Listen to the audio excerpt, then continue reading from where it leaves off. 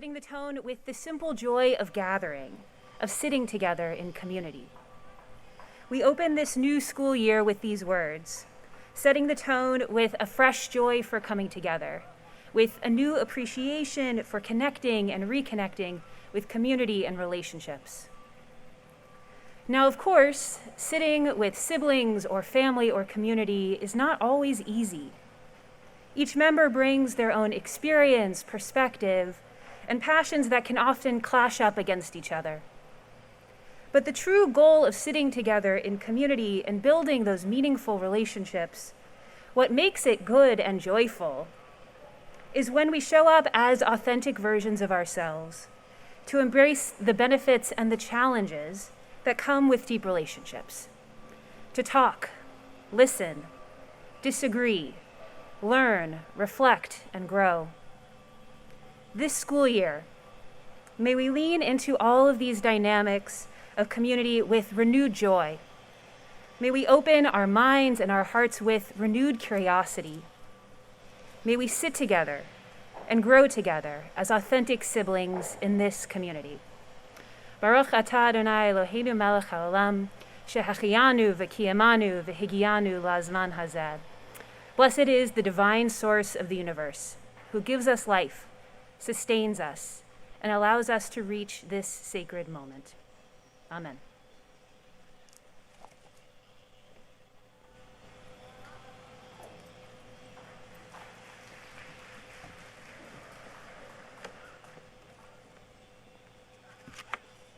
Thank you very much, Rabbi Elkin, and welcome to Pomona College and to the 7 C's. She just started in July, and everyone please give her a round of applause for joining our community.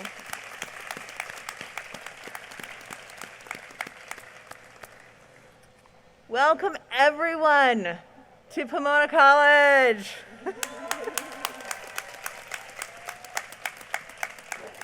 This is the opening convocation we have longed for. To gather, we've moved from shutdowns and sheltering to openings and assembly.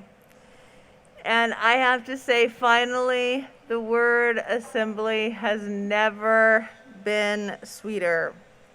And so to the classes of 2004 and 2005, to our transfer students who will be graduating so very soon, I welcome you to this assembly with great joy.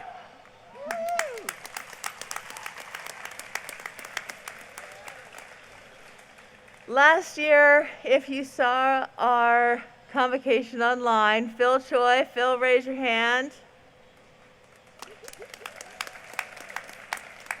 Talk to us about the histories of the universe.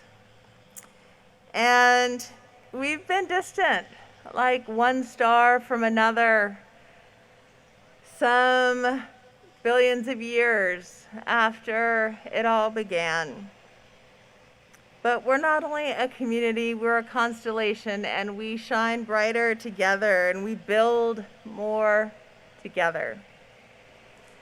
We're going to shine brighter and build better when we extend to each other kindness, when we offer support, when we lift up, and when we see the value in each and every person here among us. You're here for a reason. You may not even know it yet. Yeah, the reason is to get a degree. But the reason is going to be someone who's next to you, who will help you stand up, and whom you will help stand up in a time of trial. We are here because we believe together this is a place we can thrive, and we're here because we all belong, and we are finally in place. Place is a key part of identity, whether it's your neighborhood or your hometown, where you've traveled, wherever you called home at any point in your lives. All of that has shaped you, and you have given shape to those places. And Pomona will be no different. You were at home or living in pods. You were not at home. You might have been living on your own.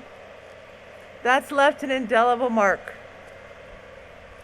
And while there was great loss over the past year and a half, it was not wasted time. You were challenged and you grew. And similarly, now that you are here with us, remember that these next few years aren't just a countdown to commencement, to a job, to the rest of your life. These are years to be cherished, to be challenged, to grow, and to leave your mark. You'll shape this place, and what you bring to this campus, each and every one of your stories, is unique and sacred.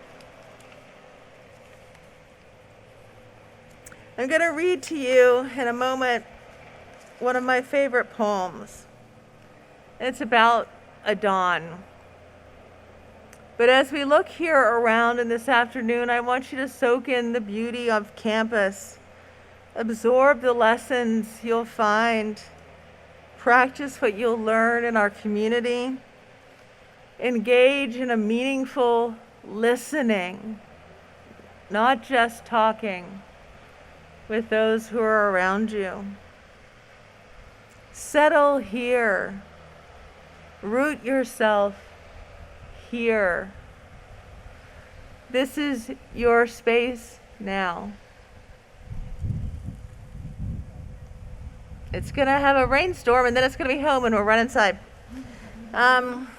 According to Alaskan nature writer Richard Nelson, quote, "What makes a place special is the way it buries itself inside the heart. Not whether it's flat or rugged, rich or austere, wet or arid, gentle or harsh, warm or cold, wild or tame. Every place, like every person, is elevated by the love and respect shown toward it and by the way in which its bounty is received. Start this year committed to love and respect those around you. What you will receive in return is an unquantifiable treasure. I'll be frank. 10, 20, 40, 60 years out, you won't remember a particular essay you wrote. You probably will, though, remember those who showed you care and esteem, and they will remember you. You can offer that care and esteem and love right away by wearing a mask. It also will make for great parlor games when you change your mask in the middle of a party. I said I'd read you a poem about dawn, and I feel like we are at the dawning of a new time. It's a few verses from a British poet, Philip Larkin, and I'm going to read them to you. They're kind of sad, but I think they speak to what we have to wait for. He's sitting in his room. He's had a sleepless night. He's waiting for the morning to come, but he doesn't really know why, because he wonders if this day is just going to be like the one before and the one before, and indistinguishable, maybe sad, probably lonely. And he starts meditating on what that lonesomeness feels like. And he finally says, "Courage is no good. It means not scaring others. Being brave lets no one off the grave. Death is no different whined at than withstood." Slowly, light strengthens, and the room takes shape. It stands plain as a wardrobe. What we know, have always known, know that we can't escape yet can't accept. One side will have to go. Meanwhile, telephones crouch, getting ready to ring in locked up offices, and all the uncaring, intricate, rented world begins to rouse. The sky is white as clay, with no sun. Work has to be done. We have a lot of work to do with each other, to bring us back to each other, to learn how to be together, to not see dawn as a frightening new day, but an opportunity for us to connect, to be together, to make that work meaningful. We are taking shape again. We are rousing ourselves with a world that has been asleep. There is much work to be done, but first, let's enjoy this moment. We've gone from dawn to dusk and back again apart, but we're together again. Let's rejoice and be true to ourselves and open our minds and hearts to one another. I open my heart to you. I'm so very glad to see you. Be together, be with each other, and be one Pomona.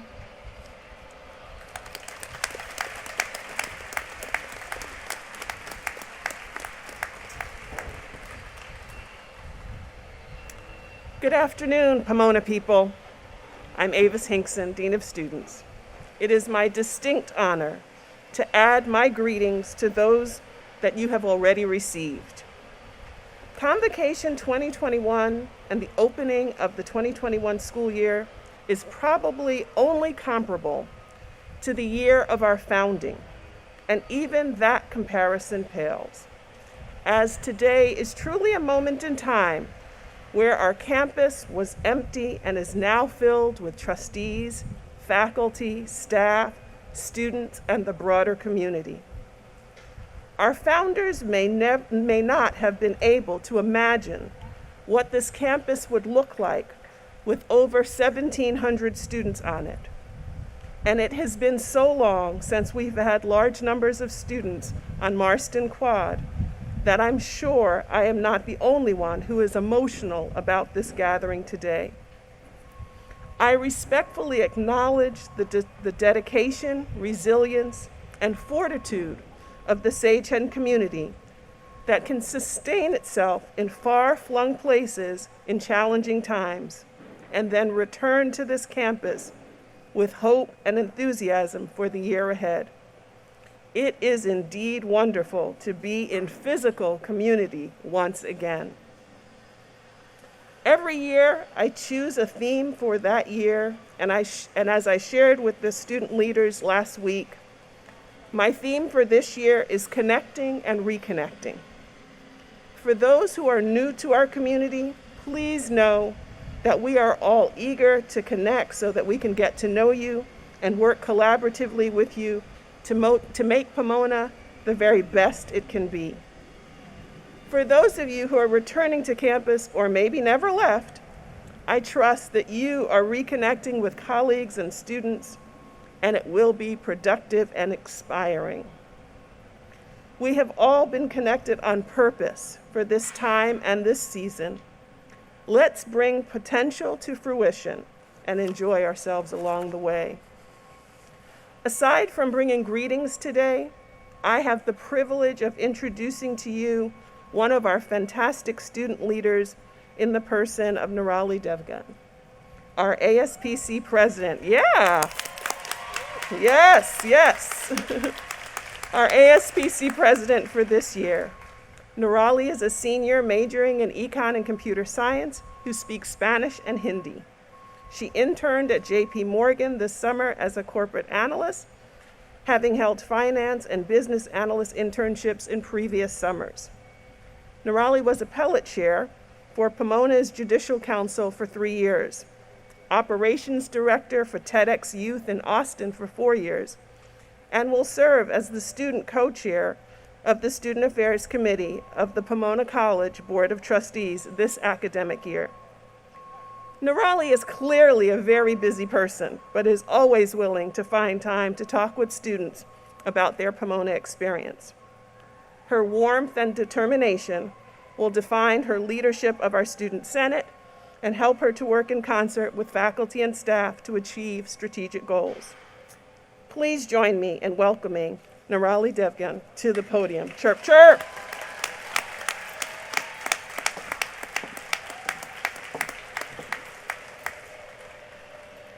Thank you for that introduction, Dean Hinkson. Hi, everyone. It's so nice to see students, faculty, staff, and other members of our college community in front of me, as well as joining us virtually.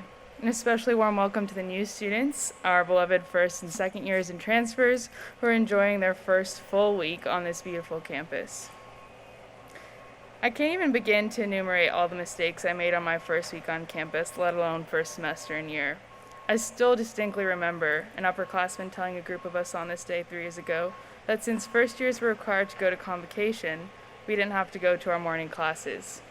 So me, Nirali, leisurely ventured into the village for a coffee, got ready with no care in the world, and showed up to Convocation at 11 a.m. to then realize I skipped 2 of my classes that morning. I recall worrying about what my professors would think of me for the rest of college and impatiently waiting a response from my overenthusiastic apology emails. Long story short, the professors understood, I caught up on the first day of class, and I chuckle every time I think about that day and the prankster of a senior who got me good. This is just to say, as every adult has probably told you once, but maybe you've always ignored like me, take a deep breath. You'll be adjusting to an entirely new lifestyle and routine, learning what academics looks like at the collegiate level, all while finding your sense of you and purpose and community. Even saying this out loud 3 years later, I know I don't have it all figured out, and I'm really proud of the Pomona College community for continuing to grace that uncertainty with full support and without judgment.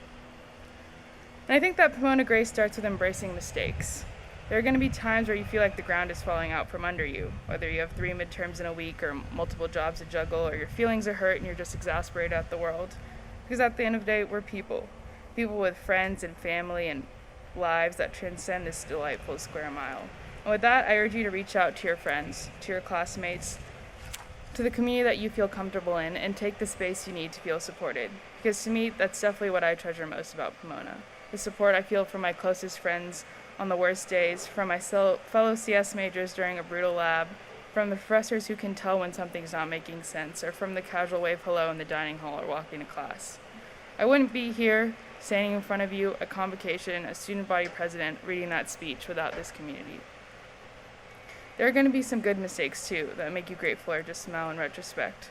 Like walking into rooms at the SEC without realizing there's a meeting going on, or accidentally ranking your ID1 choices backwards, or heading to Frank lunch right at 12:15. These will be the ones you tell in speeches and recount at reunions and think of when someone asks for sage advice. So go to Frank at 12:45.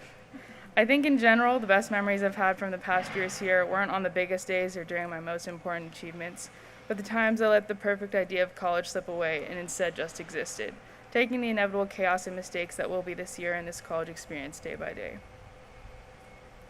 We're also incredibly diverse, not just by how the Office of Admissions sees us, but through our own experiences and stories that have got us to sitting here today. It'd be foolish for me not to highlight the incredible hardships and events that have transpired in the past 18 months, from issues of anti-Blackness, ableism, anti-Semitism, Islamophobia, Korean transphobia, and xenophobia, to our healthcare system buckling under the pressure of a global pandemic, to the irrefutable evidence of climate change. I'm not going to sugarcoat this. It can definitely be hard sitting in college, realizing the extent of how these issues permeate into every academic discipline and understanding of the world moving forward. I've definitely been overwhelmed in class more times than I remember about how anything I learned was going to ever go towards alleviating the hardship and struggle. Luckily, here to navigate that with you are the extraordinary faculty and staff sitting here in front of me today. Whether I'm listening to Professor McWilliams' effortless lecture about the consequences of individualism on our institutions and American political thought, or silently thanking Professor Papisaki for walking us through a linked list for the 10th time in CS 62, or gladly appreciating Professor Steinberger holding midterm cram review sessions at lunch before a test in macroeconomic theory, I've always walked away from class knowing that I'm not alone. Not alone in my confusion or my anxiety, but also that I'm surrounded by such an intelligent and caring group of thinkers and learners and teachers. This profound living learning community continues to meet and even overcome the delusion anxiety I may experience. And I'm confident this group of people will lay the seeds of hope and inspiration when their absence seems all but inevitable, as the interdisciplinary education we gain here continues to dig up necessary nuances and creativity to address the reality of the world today. Lastly, I also do want to take some time and acknowledge what today marks outside of the classroom. An entrance into a residential, constant living community probably unlike you've ever experienced before. That's the last time I'll be living with so many of my peers at such proximity, able to support each other through change and struggle and everything in between. I think for me, that was one of the biggest holes after leaving last March. The place where I could easily bounce ideas off of during a long dinner at Frank, or seek solace at before a tough midterm, or find comfort in when the real outside world seemed so scary, was suddenly gone. Surprisingly, I think we also saw that in some way those indispensable connections can be created and sustained and uplifted in a virtual environment. Throughout the devastating loss and endless frustration that this past year brought, that idea and constant was my light at the end of the tunnel.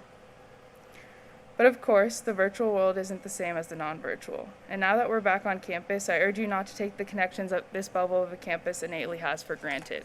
I want you to be able to speak up and voice concerns and advocate for each other's needs. I urge you, when doing so, to consider the things that we've talked about today, how precarious life can feel without support, and how varied our experiences and struggles have been. We don't always need to agree, and nothing will ever be perfect, but if there's anything that I've taken away from this year, it's that you just really don't know how low the lows can be or how high the highs will be. Recognizing that, I ask you all to look around and begin to purposely cultivate respect and appreciation and solidarity with one another, so that the Pomona community can continue to inspire, to explore necessary discomfort, to think about the possibility of ideas outside these four walls, and most of all, to champion the values we worked so hard to create.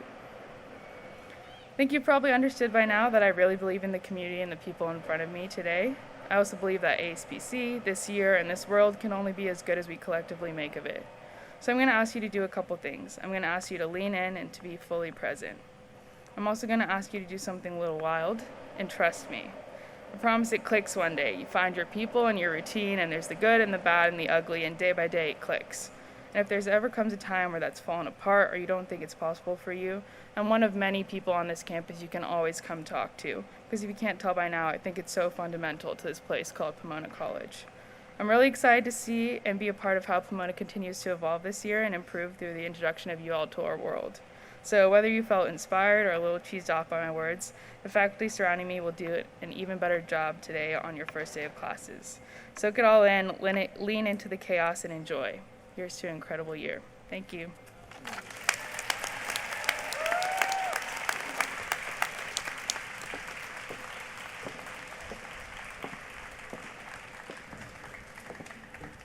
So, we're going to hear three extraordinary members of our community. But I want to give just a little bit of heads up about what happens once the music stops the second time. First of all, there's lunch that is over to that side, to stage right. And you should feel free to grab lunch before you head off to class. Second, I would like those of our trustees who are here today who are able to stand or wave and say hello, because they are such an important part of our community and they help keep us on an even keel. So would you mind standing, please?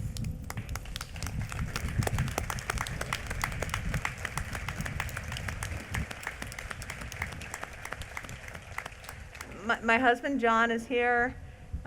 He is long-suffering and a brilliant person who came with me to Pomona sight unseen. You'll see him wandering around, but that is he. So that's John. We normally process in with our distinguished faculty in full regalia. Today, since we expected it to be nearly 100 degrees, we did not have our faculty processional. So I would like our faculty who can stand and those who can't to just throw up an arm and let everyone see who some of the people are who will be guiding you through these next years. And let me tell you, you are incredibly lucky.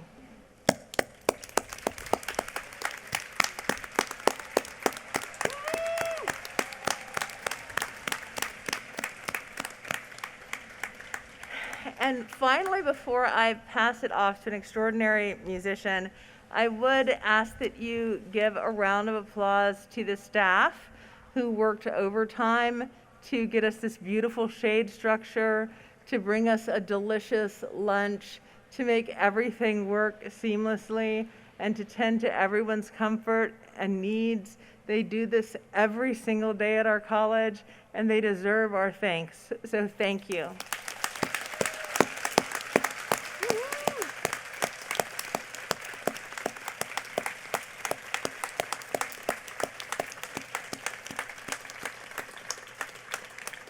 So behind me on stage right is Associate Professor of Music, Gibb Schreffler, who has rediscovered an extraordinary series of transracial, multinational songs that were sung on whaling ships and on seafaring voyages throughout the 19th century and became the backbone of the international commerce that brought many of us here, some of us unwillingly, some of us willingly, but these are songs of people that he's going to play on a remarkable instrument that brought people together within terrible conditions, within happiness and joy and hard work. And so Gibb is going to regale us.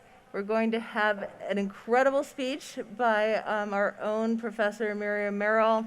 We'll have some more music, and then eat, drink, and be merry before you must shortly go to class. Gibb?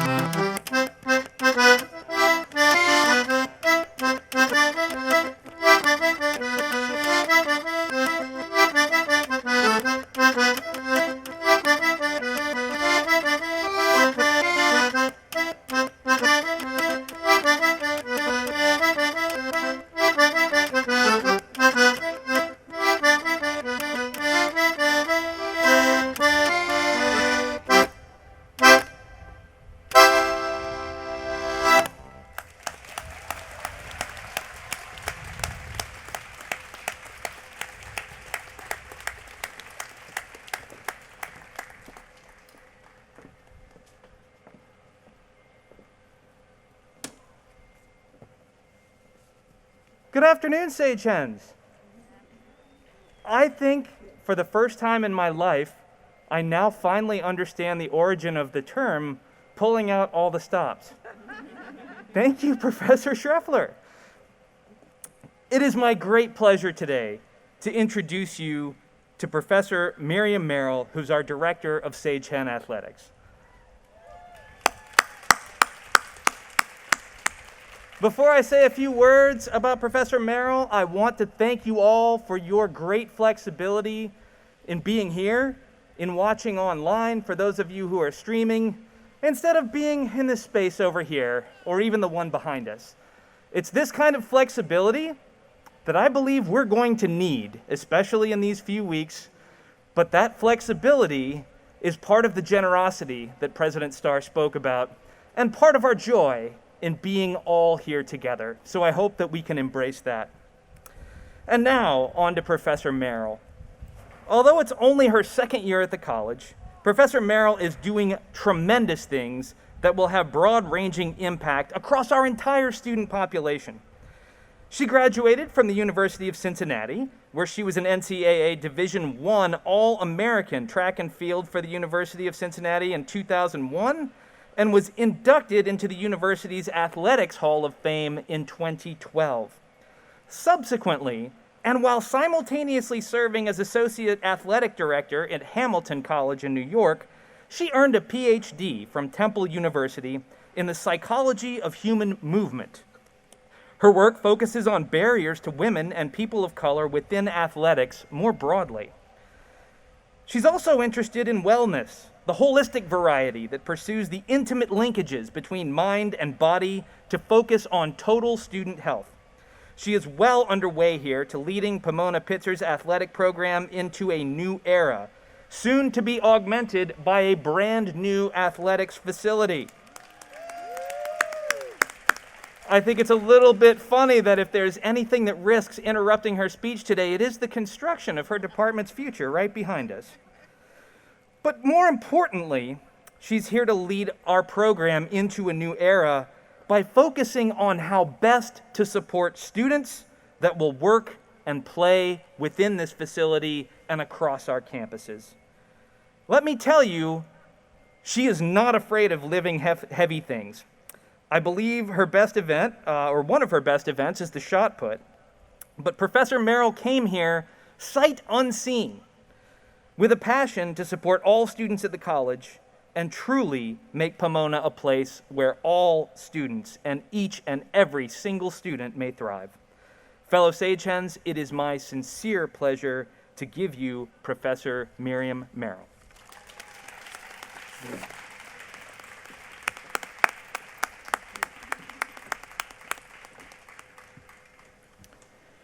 Thank you for the introduction and the opportunity to address the class of 2024 and 2025. I'm truly honored. I have so many things I could talk to you about today. I could share with you what it was like on my first day at the University of Cincinnati, being a green behind the ears student, or I could talk to you about how I balanced the responsibilities of being an athlete while being a scholar. But today, I'd like to talk to you about the mindset of a trailblazer. You see, a trailblazer is defined as a person who blazes a trail for others to follow through unsettled country or wilderness, pathfinder or a pioneer in any field or endeavor. And I believe all of you sitting in front of me are trailblazers just starting out on your paths. Some of you are the first in your families to navigate the path to college, and I'd say that you did pretty darn well making it here to Pomona College. Some of you will be the first to study a subject no one ever dreamed you could. Maybe everyone in your family is X, and you decide to be Y. Some of you may be the first to develop an identity that will set you apart throughout your life as a leader.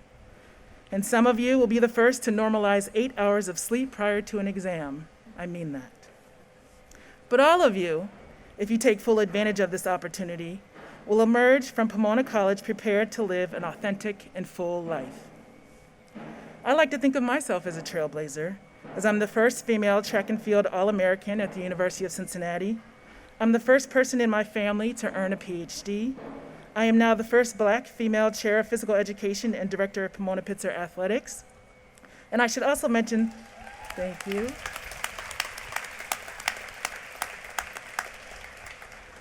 I should also mention that I'm the first to still not know where Frary Dining Hall is, even though I've been here for a year. But you see, leading in the midst of a pandemic is not easy at all. So I'd like to share some trailblazing tools that got me through my toughest times this past year. And I share these in hopes that they will be as helpful for you as you begin your trailblazing journey. The first tool you will need is courage.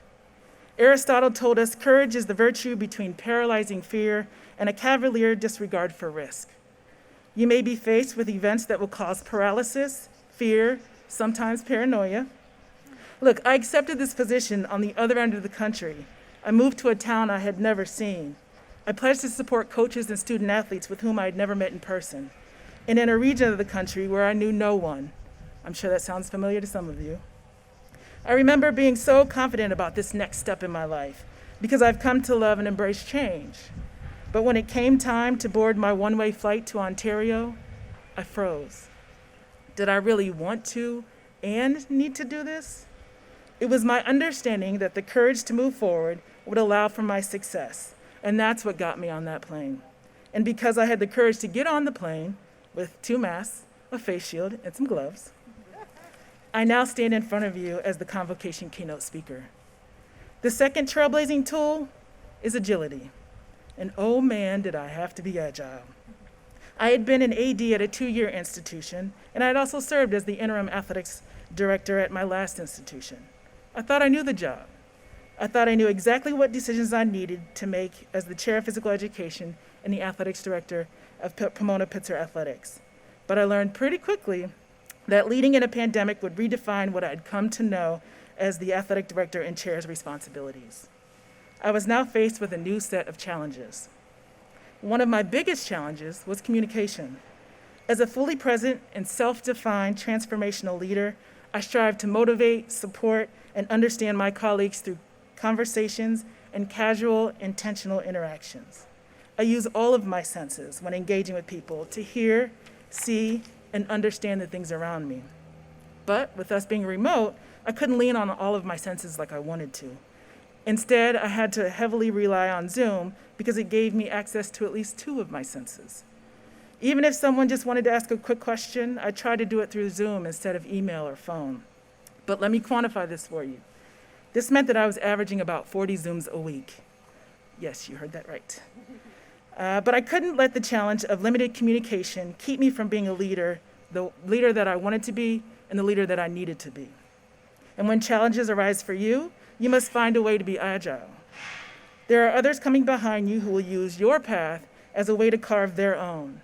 Your persistence and commitment to remaining true to your values will allow you to be successful despite the challenges that come your way. The third trailblazing tool is community, and we've heard that a couple of times this afternoon. I'm sure you've heard the phrase, it takes a village to raise a child. Well, I'm here to tell you it takes a village to do almost anything.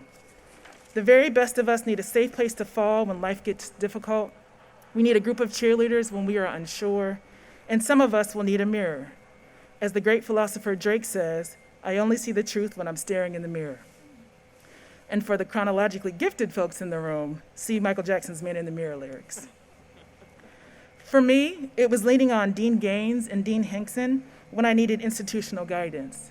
It was Professor Weeks, who was assigned to me as a faculty mentor, who helped me understand the Pomona faculty experience.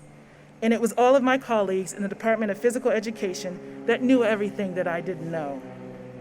You have access to the same: mentors, fellow students, new friends, old friends. But I want you to take these next words in. All of the faculty members in front of you and so many others are here for your success. So if you need a cheerleader, a shoulder to cry on, a helping hand, an accountability conversation, or a mirror, please don't hesitate to lean on us. We are fully committed to your development, whether that is of the mind, body, or spirit. You will also find upper-class students who have done it before, so lean on them and normalize asking for help. Asking for help doesn't mean you failed, it means you're resourceful. And it will ultimately be the community who will keep your trailblazing tools sharp, and the community will be there to give you new tools when the tool you have is no longer working. The last, most important trailblazing tool is self-care. It is important to define and understand what self-care is to you. Like many of us, the pandemic has challenged and stretched us in ways we couldn't foresee. And your undergraduate career will be very similar. For me, it was morning workouts in my living room, the Calm app, you like that shameless plug? And it was my weekly conversations with my sister and the rest of my family. For you, it may look different, but it will be imperative for you to determine what you will need in times of high stress. As an old coach once told me, you can't pour from an empty cup. So as you begin to blaze your new trail for your time at Pomona, please remember, you will face challenges and fear will be a part of the process, but it will be the courage and agility that will pull you through, and it will be your willingness to take care of yourself that will give you the stamina to be courageous and agile. It will help you not just survive, it'll help you prosper. And everyone on this stage and all over campus are invested in your success. So I'd like to close with my favorite Winnie the Pooh quote, and if you know it, feel free to say it with me. You are braver than you believe, stronger than you seem, smarter than you think, and loved more than you will ever know. Good luck to you all this semester, and may your trailblazing journey be filled with experiences, moments, and people that make you proud to be a Sage Hen. Thank you.